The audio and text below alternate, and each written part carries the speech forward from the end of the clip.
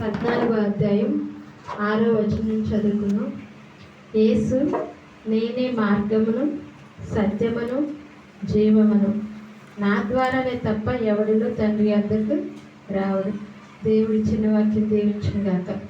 ఇక్కడ యేసు ఏమని చెప్తుందంటే, నేనే మార్గమును సత్యమును జీవమును, నా ద్వారానే తప్ప ఎవడు తండ్రి వద్దకి రాడు అని చెప్తున్నాడు. యేసు ప్రభు ఏంటి? నేనే మార్గం అంటున్నాడు. మార్గము అంటే దేనికి మార్గం? పరలోకానికి భూలోకానికి ఆయనే మార్గం. మార్గం అంటే దారి. ఆయన కనుగొంటే మనకి పరలోకానికి మనము చేరుకోగలుగుతాం. యేసు ప్రభు ఇక్కడ ఏం చెప్తున్నాడు? నేనే మార్గాన్ని అంటున్నాడు. మనం పరలోకానికి వెళ్ళాలంటే ఎవరిని కనుగోవాలి? యేసు ప్రభుని కనుగోవాలి. ఇక్కడ మార్గం నేనే అంటున్నాడు. ఆయన నమ్ముకుంటే చాలు, మనం దేవుని రాజ్యానికి మనము వెళ్ళగలుగుతాము. ఆయన ఎలాగున్నాడో అలా జీవిస్తే చాలు, మనం దేవుని రాజ్యంలో ఉండగలుగుతాము. ఆయన మార్గం అంటున్నాడు. ఇప్పుడు మనం ఒక మార్గానికి మనం చేరాలంటే, ఒక గమ్యానికి మనం చేరాలంటే మనం మార్గంలోంచి ఒక దారిలోంచి వెళ్ళాలి. కానీ ఆ దారి ఎవరు? ఇక్కడ ఏం చెప్తున్నాడు అంటే యేసుప్రభు ఆ మార్గాన్ని నేనే అంటున్నాడు. ఆ మార్గంలోకి వెళ్తే మనము పరలోక రాజ్యానికి మనము ఈజీగా చేరగలుగుతాము. ఆయన నమ్ముకుంటే చాలు.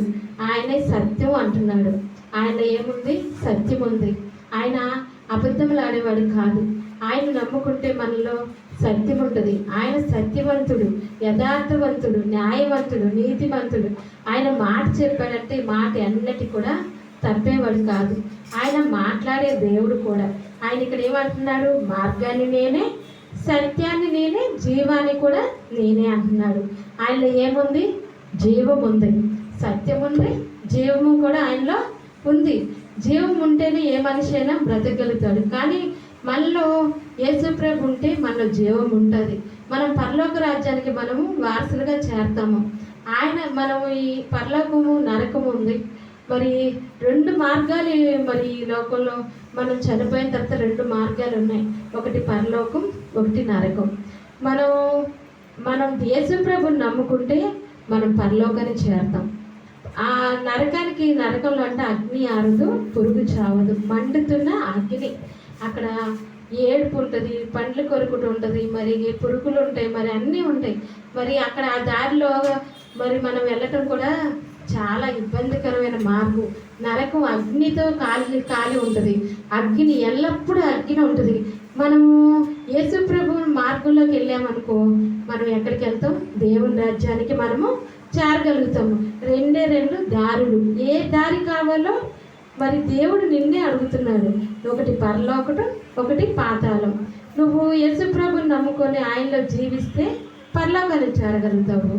మరి ఇక్కడ మత్తయి సువార్తలో ఉంది, ఇరుకు ద్వారాను ప్రవేశించుడి, నాశన దారును వెడల్పు ఆ దారి సంకుచితమైన ఉన్నది అని ఉంది. మత్తయి సువార్తలో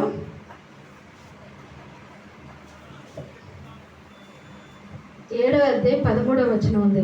ఇరుకు ద్వారమున ప్రవేశించుడి, నాశనమునకు పో ద్వారం వెడల్పును, ఆ దారి విశాలమై ఉన్నది, దాని ద్వారా ప్రవేశించువారు అనేకులు.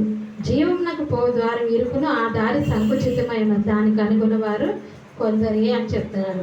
ఇక్కడ ఏంటి? ఇరుకు ద్వారమున ప్రవేశించుడి అంటున్నాడు. ఇరుకు ద్వారమున ప్రవేశించుడి. మరి యేసు ప్రభుని కనుగొన్నాం అనుకో, మనము అక్కడికి వెళ్ళకూడదు, ఇక్కడికి వెళ్ళకూడదు అని మరి కొన్ని ఆజ్ఞలు ఉన్నాయి. ఆజ్ఞలు మనము పాటించాలి. మరి యేసు ప్రభుని ఆయన మార్గం ఎలాంటిది? ఇరుకు మార్గం. ఇరుకు మార్గం అంటే ఇరుకు ద్వారాన ప్రవేశించుడు అంటున్నాడు. ఇక్కడ దేవుడు ఏమంటున్నాడు? మనం ఏ ద్వారాన్ని ప్రవేశించాలి? ఇరుకు ద్వారానే మనము ప్రవేశించాలి. నాశనానికి పోయే ద్వారం వెడల్పు. మరి నాశనానికి వెళ్ళే దారి అంట వెడల్పుగా ఉంటుంది. ఆ దారిలో మరి సంతోషాలు ఉంటాయి, సుఖాలు ఉంటాయి, మరి అన్నీ ఉంటాయి. కానీ ఇరుకు ద్వారంలో కొన్ని కష్టాలు కూడా ఉంటాయి. కానీ కష్టాలున్నా మనం చివరికి ఎవరి దగ్గర చేరగలుగుతాము? ఆయన రాజ్యానికి మనము వెళ్ళగలుగుతాం. యేసు ప్రభుని నమ్ముకుంటా. యేసు ప్రభు మార్గం ఇరుకు మార్గం. మరి ఆ మార్గంలో మనం వెళ్తే మరి మనం ఇక్కడ కొంచెం కష్టంగా ఉండొచ్చు, కానీ దేవుని రాజ్యంలో మనకి ఎంతో సంతోషము, సుఖము ఉంటుంది. మరి ఈ లోకంలో బ్రతికితే 60 సంవత్సరాలు లేదా 70 సంవత్సరాలు, అధిక బలమైన 80 సంవత్సరాలు అగును. కానీ వాటి వైభవం, ఆయాసము, దుఃఖమే అని అంటున్నాడు.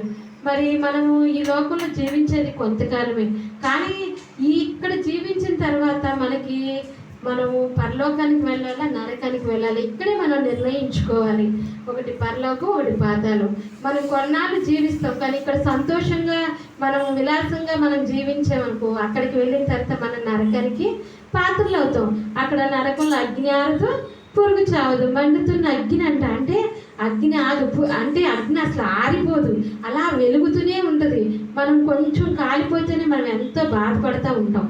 కానీ అలాంటి అగ్ని ఆరిపోదంట, బాగా మండుతూనే ఉంటుంది. పురుగులు కూడా మన శరీరం మీద పాకుతూ ఉంటాయి. అవి చనిపోవు, అవి మన శరీరం అంతా పాకుతూ ఉంటాయి. అలాంటి అగ్ని ఆరుదు, పురుగు చావదు. పాతాళము మహా వేదనకరమైంది.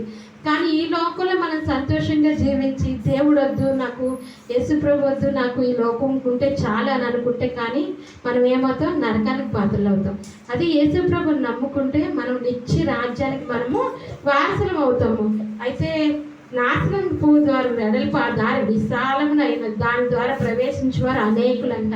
విశాలమైన మార్గాన్ని అందరూ కోరుకుంటారు. సినిమాలు కావాలి, అన్నీ కావాలని కోరుకుంటారు. కానీ ఇరుకు ద్వారమున దేవుడు మార్గంలోకి రావాలంటే మీరు అవి చూడకూడదు, సినిమాలు చూడకూడదు, అవి చూడకూడదు అని అంటారు. అలా ఉన్నప్పుడే మనం దేవుని రాజ్యానికి వెళ్ళగలుగుతాం. ప్రార్థన చేసుకోవాలి. దేవుని కొరకు మనం బ్రతికినప్పుడు, దేవుని కొరకు మనం జీవించినప్పుడు ఆయన రాజ్యానికి మనము వెళ్ళగలుగుతాము. అదే మనకి ఈ లోకమంతా కావాలంటే ఈ లోకమంతా విశాలమైన మార్గం. ఆ మార్గము ఇక్కడే దేవుడు ఇక్కడే చెప్తున్నాడు. మనం ఈ లోకంలో భూమండలంలో ఉన్నప్పుడే మనం చెప్తున్నాడు, ఏ దారి కావాలో మీరు కోరుకోండి. ఒకటి పరలోకం, ఒకటి పాతాళం. ఒకటి పరలోకం కావాలన్నా మీ ఇష్టం, పాతాళం కావాలన్నా మీ ఇష్టం. ఆ దారి నాశనానికి పోయే దారి వెడల్పంట విశాలమైన ఉంది. దాని ద్వారా ప్రవేశించేవారు అనేకులు. సంతోషాన్ని లోకాన్ని కోరుకునే వాళ్ళు అనేకులు ఉంటారు. కానీ జీవమునకు పో ద్వారం ఇరుకు, ఆ దారి సంకుచితమై ఉన్నది, దానికి కనుగొని వారు కొందరే అంటున్నారు. కానీ జీవానికి పోయే మార్గం ఇరుకంట. ఆ దారి సంకుచితమై ఉంది, దాన్ని వెళ్ళడానికి కూడా ఎవరు ఇష్టపడరు. సినిమాలు వద్దు, ఏమొద్దు, మీరు చూడకూడదు అంటే ఏం చేస్తారు, అవన్నీ కూడా లేకుండా ఉండరు. అది మాకు అవే కావాలంటారు. కానీ అలాంటి దారి ఇరుకు. యేసుప్రభుల మార్గం ఇరుకంట. కానీ ఆ మార్గంలో ప్రవేశించేవారు కొందరే. కానీ ఆ మార్గంలో కొందరే వెళ్తారు. కానీ ఆయన నమ్ముకున్నప్పుడు దేవుని రాజ్యానికి మనం డైరెక్ట్గా వెళ్ళగలుగుతాం. ఇక్కడ మనకి నష్టం ఉంటుంది, కానీ పరలోకంలో మనకి శాంతి, సమాధానం, సుఖము, నెమ్మది ఉంటుంది. అక్కడ ఆనందం ఉంటుంది. ఎప్పుడు దేవుణ్ణి స్తుతిస్తూ ఉంటారు, ఎప్పుడు దేవుణ్ణి ఆ గానాలు చేస్తూనే ఉంటారు. పరలోకం ఎంతో సంతోషంగా ఉంటుంది. ఇక్కడ జీవించిన కొంతకాలమే, కానీ ఇక మనం చనిపోయిన తర్వాత జీవితం ఉంది. ఆ జీవితం మనం ఎక్కడే సాగిస్తాం, కొన్ని వేల సంవత్సరాలు అక్కడే ఉండాలి. మనము ఇక్కడ ఉండేది 60-70 సంవత్సరాలే, కానీ తర్వాత జీవించే జీవితం కొన్ని వేల సంవత్సరాలు. మనం యేసు ప్రభుతో ఉంటే దేవుని రాజ్యానికి వెళ్ళగలుగుతాం. అదే మనకు యేసు ప్రభుత్వం, మనం ఈ లోకం కావాలి, ఈ లోకంలో ఉన్న సుఖాలు కావాలి, సంతోషం కావాలి అని అనుకుంటే మనం ఎక్కడికి వెళ్తాం, నరకానికి, నిత్య నరకానికి మనము వెళ్తాం. కానీ యేసు ప్రభు మార్గము జీవ మార్గము. ఆయనలో జీవం ఉంది, ఆయనలో సత్యం ఉంది. ఆయన మార్గము మంచి మార్గం, ఆయన మార్గం గొప్ప మార్గం. ఆయన మార్గంలో నడిస్తే ఈ లోకంలో కొన్ని కష్టాలు ఉంటాయి, కానీ దేవుని రాజ్యంలో మనకి ఎంతో సంతోషం ఉంటుంది, ఎంతో సమాధానం ఉంటుంది. ఆయన కనుగొంటే యేసు ప్రభు మన కొరకు ఈ లోకంలో ప్రాణం పెట్టాడు. తన ప్రాణాన్ని కూడా పెట్టాడు. ఎవరి కోసం? మనందరి కోసం. మనం నరకానికి వెళ్ళకూడదు, అగ్ని ఆరదు, పురుగు చావదు, ఆ మంటల్లో నా బిడ్డలు పడిపోకూడదని దేవుడు మన కోసం తన ప్రాణాన్ని కూడా పెట్టాడు. ఆయనలో ఏ తప్పు లేకపోయినా సరే కూడా ఆయన్ని సిలువేశారు. ఆయన్ని సిలువేసి అందరూ అపహసించారు, ఎగతాళి చేశారు. అయినా సరే కూడా ఆయన ఎంతగానో వేదన చెందినా కూడా నా బిడ్డలు నరకానికి వెళ్ళకూడదు, దేవుని రాజ్యానికి వెళ్ళాలని చెప్పి ఆయన మన కొరకు తన ప్రాణాన్ని పెట్టడానికి కూడా ఆయన సంసిద్ధుడయ్యాడు. మన కోసం ఆయన అంత ప్రాణం పెట్టడానికి కూడా వెనకాడలేదు. కానీ మనము ఆయన్ని తృణీకరిస్తూ ఉంటాం. కానీ ఆయన తృణీకరిస్తే మనకి నిత్య నరకం ఉంటుంది. కానీ ఇక్కడ యేసుప్రభు అంటున్నాడు, యేసు నేనే మార్గాన్ని, నా ద్వారానే తప్ప ఎవడు తండ్రి యొద్దకి రాడు. పరలోకంలో తండ్రి యొద్దకు వెళ్ళాలంటే ఎవరు నమ్ముకోవాలి? మనము యేసు ప్రభుని నమ్ముకోవాలి. యేసు ప్రభుని నమ్ముకుంటే మనకి ఎటువంటిదైనా కూడా గొప్ప కార్యాలు కూడా దేవుడు మన ఎలా జరిగిస్తాడు. మన ఆత్మకి నెమ్మది కలిగించే దేవుడు. మనకి ఎటువంటి ఇబ్బందుల్లో ఉన్నా కూడా అట్లన్నింటిలో కూడా తప్పించే దేవుడు. మనం ఏం చేయాలి? ఆయన కలిగి ఉండాలి. ఆయన కలిగి ఉంటే చాలు. ఆయన దగ్గర మనం ఆయన చెప్పినట్టు నడిస్తే చాలు. ఆయన ఆజ్ఞలు గైకుంటే చాలు. 10 ఆజ్ఞలు ఇచ్చాడు. మన 10 ఆజ్ఞలు మనం కూడా గైకోవాలి. ఆయన తండ్రి చిత్త ప్రకారం మనం నెరవేర్చినప్పుడు మనం దేవుని రాజ్యానికి మనము వారసులం అవుతాం. దేవుడి చిన్న వాక్యం దీవించుగాక. ఆమేన్. ప్రార్థన చేస్తున్నాం.